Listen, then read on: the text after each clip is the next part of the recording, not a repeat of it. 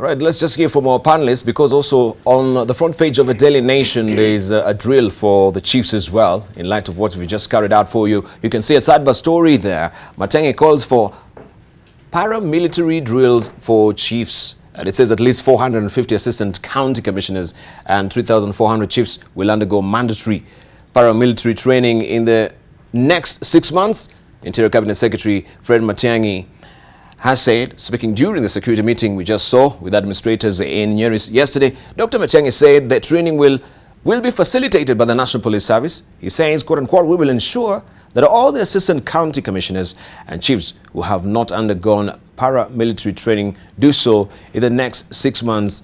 And this story continues on page 12 of the Daily Nation this morning. Allow me to introduce our panelists this morning. If you also joined us at the top of the hour, you saw them, but some of them also have just come in. We have with us this morning Professor Noah Midamba, who's the Vice Chancellor of KC University, also an expert on foreign policy and defense. Also, we have with us Ambassador Erastus Mwenche, who is a former Deputy Chair of the African Union, also is the Chair of Trademark East Africa. We do have with us as well Dr. Werunga Simiyu.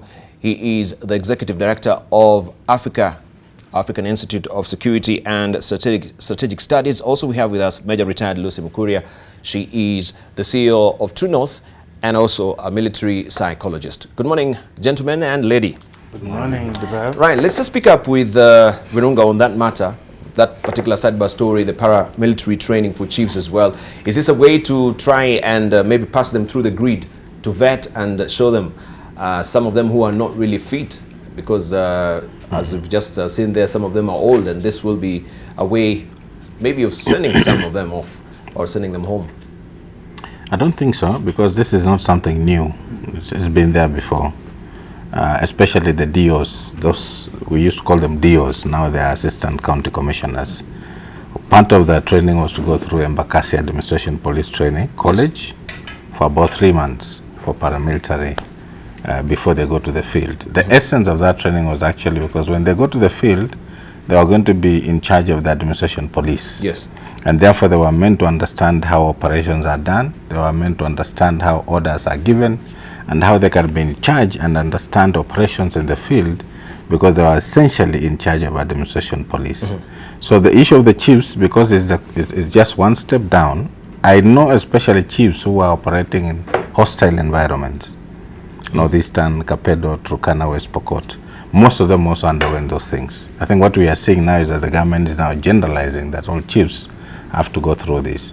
But when you look at our national security architecture, all of them are supposed to be the heads of national security and intelligence committees. Yes. So even down up to the chief, he has a role to play on the hierarchy of intelligence and security apparatus. So essentially, because they are going to be part and parcel of all operations by the police and our national security organs, yes, it's essential that they also have the capacity to understand, the ability to know how command structures are given. Yes. And therefore, to me, I think we're just repeating, maybe it was stopped at some time, but it's been there all through and through. Yes. So it's been there. How come now most of them are going through it right now? Does it mean most of them were inducted and they didn't go through this particular training? Why the call right now? I think for some time they stopped it. They stopped it? Yes. I think when we started this issue of national police coming together as one, yes, my suspicion is that and also the change in the constitution, where now the police were no longer under the county commissioners. I think for some time that essence of that idea of county commissioners, county assistant commissioners going through administration police training on paramilitary was stopped. So we are just, I think, seeing under the current reform structure, we are seeing now Matiang'i reintroducing the same thing, but it used to be there. Yeah. All right. Let's hear from Professor Noah Midamba. Dubal, any law enforcement agent need to be trained and be seen as somebody that can be able to handle not only firearm but physically fit. This need to be required of all the policemen. I see some that are really need to go under the more drills or leave the this thing altogether. Now, Captain Virunga enumerated a number of very important elements that is required of these folks. But I think that there is a little bit confusion for coming off from the really colonial mentality of who the chiefs are and the community perception of the chief. Are they manager of community? Are they intelligent agent? Are they conflict resolution managers? Are they law enforcement agent? You know, and this, it's not distilled, it's not very clear among the community about the role. You remember old times when chiefs used to have barasas. Yes. So they can distill information from community, who's creating problem and what family is conflicting with what family and that kind of thing. Are they still expected to play that role? Or, you know, so all these things, apart from drills and all that, need to be clearly articulated to the communities concerned. Right. Erastus Mwencha, the value of chiefs when it comes to, you know, local security and maybe the installation of Nyumba Kumi initiative as well. How key is that? Are we placing any premium on the value of chiefs? Well, just a word on these drills. In Singapore, Lee Kuan Yew used to adjourn even cabinet meetings to take the ministers out and they have a drill and they walk under fresh air and to make sure that they were physically fit, because sometimes those who are in executive function, sometimes they can get into fatigue. And once you are in that mode, you are not going to be very productive. And more so when you are in a situation that you are also dealing with Virunga and the professor have said, security. You know, the question of security at local level, to me, has not been adequately addressed. Because if you look at, there is a conflict of the Constitution and what is actually obtaining. Because the Constitution more or less wanted that this devolution be done in a version than what we see on the ground. And my take would be, or suggestion, that if we involve particularly the chiefs and also the counties and have that seamless cooperation, yes, it will be most ideal. I have lived in Ethiopia and I know, for instance, how they are Nyumba Kumi type of functions. And Nyumba Kumi, I think in Kenya has also been approached in the wrong way, because it was approached from a security point of view, so that people felt that Uncle Sam, the big power, is coming to watch what I do, what I say. But actually, it's a very good concept. From best practices, Nyumba Kumi should be having more elements than just, it should have elements of security for sure, yes, environment, education, health, agriculture, to make sure that we are managing our resources well, and actually it becomes a very good source for gathering information and create channels for communication up and down. So I would say, this is one point you would ask Matiang'i to sit down, if he really wants to have reform that will, you know, have impact, to re-look at this aspect and be in sync with what the Constitution seeks to achieve. All right. Yes. Good morning, Dibal, and morning, everyone. Yeah. So I think when it comes to the issue of chiefs, they seem to be almost like mother hens in the community. They are supposed to like know everybody, know what they are about. So I do agree when it is said it's not just a matter of security. But let's talk about security, because that's what the issue is here.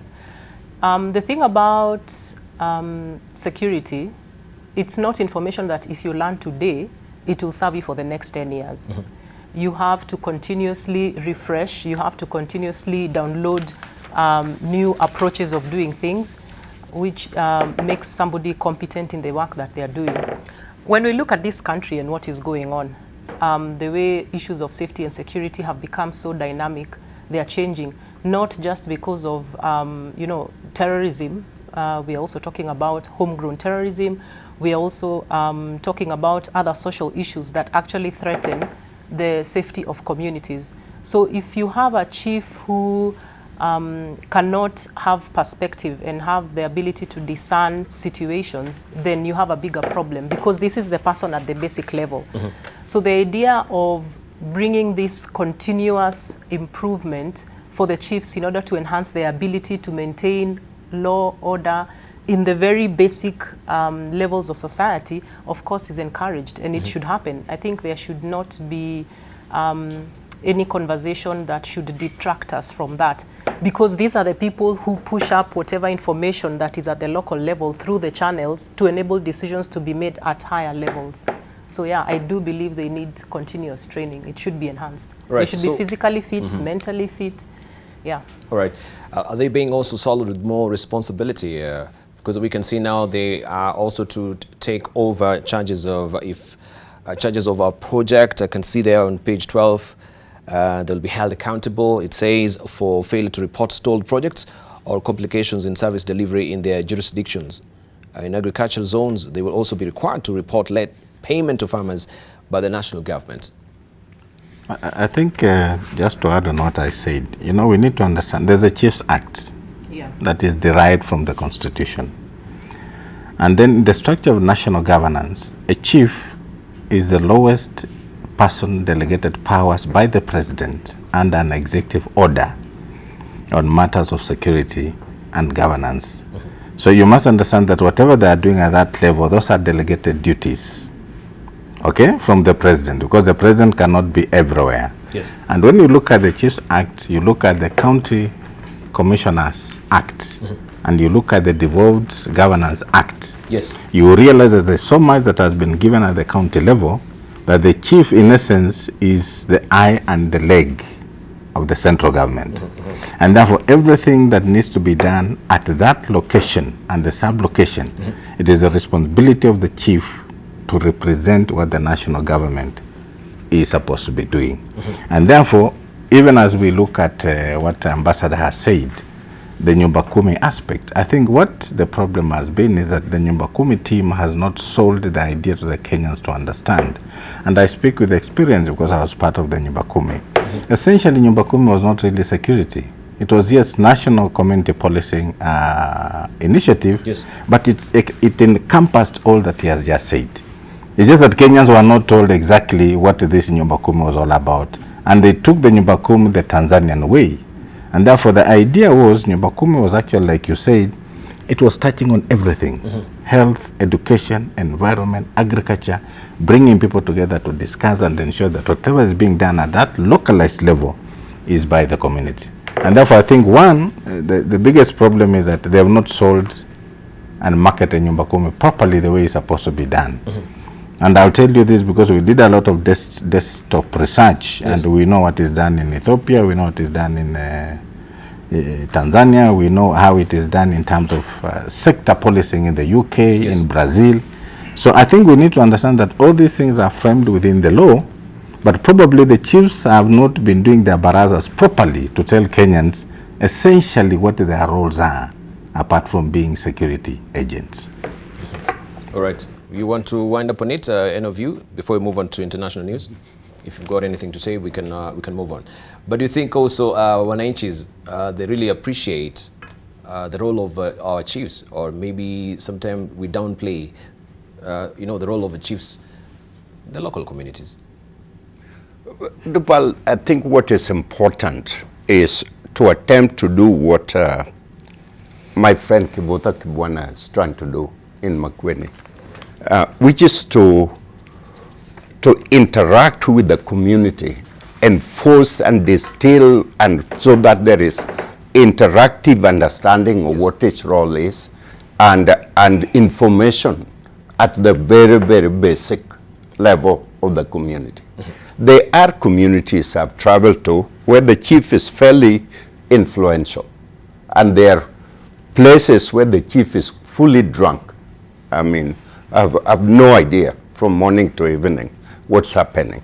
So what are these people expected to do? Well, like Captain say, it is in the Constitution. They are the eye of the executive at the ground level. During colonial days, they were the most powerful people. Okay, they knew everything that was happening in the community. So since then, what happened? So that is the kind of drill, apart from physical drill, that need to happen so that there is a very clear understanding of their role vis-a-vis the community. Right. Just a footnote on what the professor said. You see, we have not had the adequate paradigm shift from that colonial era where the chief was seen as an extension of oppression. Yes. And that's why you saw even in the constitution making, there was very strong effort to try and do away with the Chiefs Act, some elements of it, but also do away with total administration, which is not right.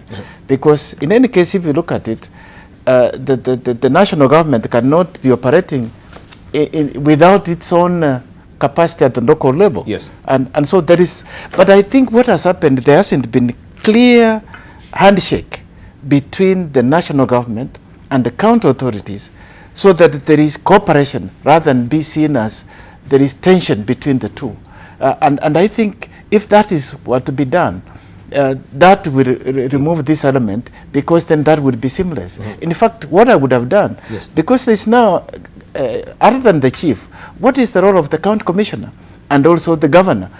There must be a method that can bring the two, that they have regular consultations, they see the things from the same prism, rather than having that tension that, you know, I'm the county chief, you are representing the national government, where there is that kind of lack of harmony, as it were.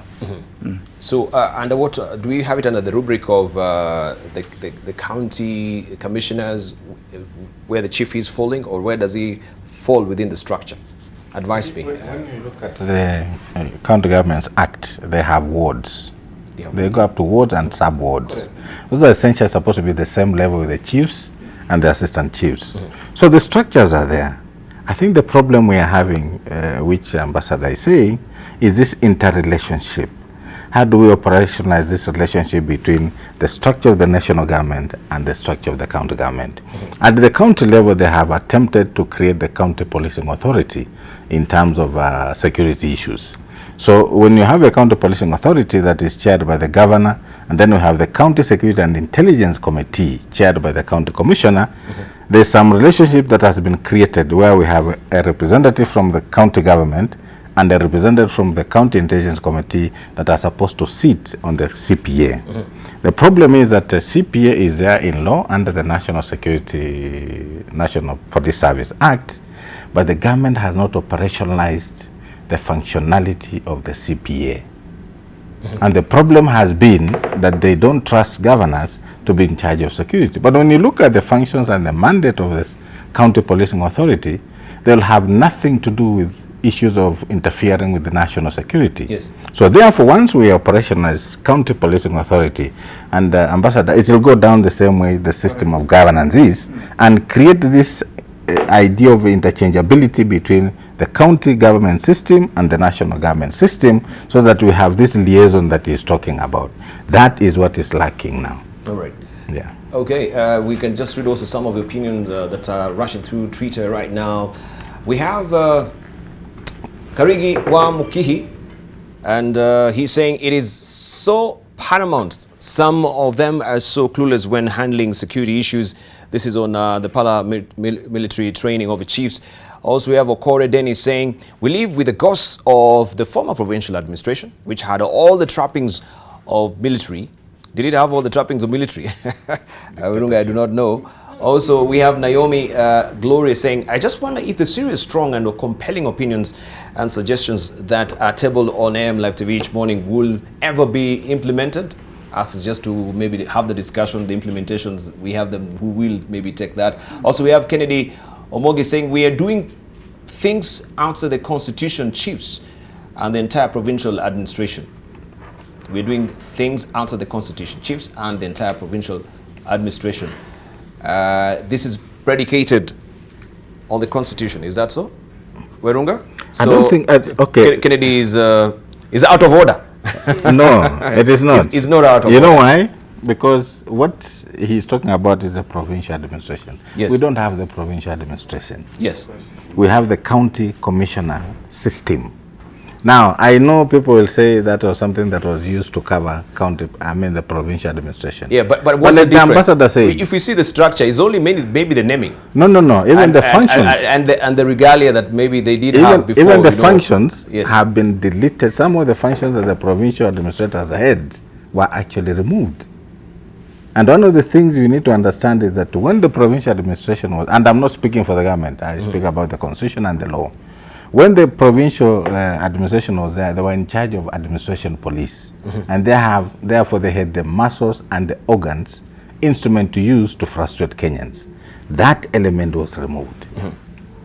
And therefore they have nothing directly to do and how to harass Kenyans. That was the biggest problem we had with the provincial administration. So yes, the name could have been changed, but I want to ask you, Dibal, then how does the central government function without its own elements in the country? You must have a structure. And that structure is what is now the county administration, not county government. And therefore, with the roles and the functions that have been changed, I think it's essential that any government in the world will have a representation at whatever level in the country. Now, how it is functions is based on the law that has created that element of functionality within the national government. So therefore, I don't think we are back in the provincial administration. These days, you don't see a DC shaving people in public, because if he does, he'll be taken to court. So yeah, things have really changed. But yes, we must have something that the central government uses to administer itself, share its policies and values to the Kenyan people, and that is where the county administration and commissioners come in.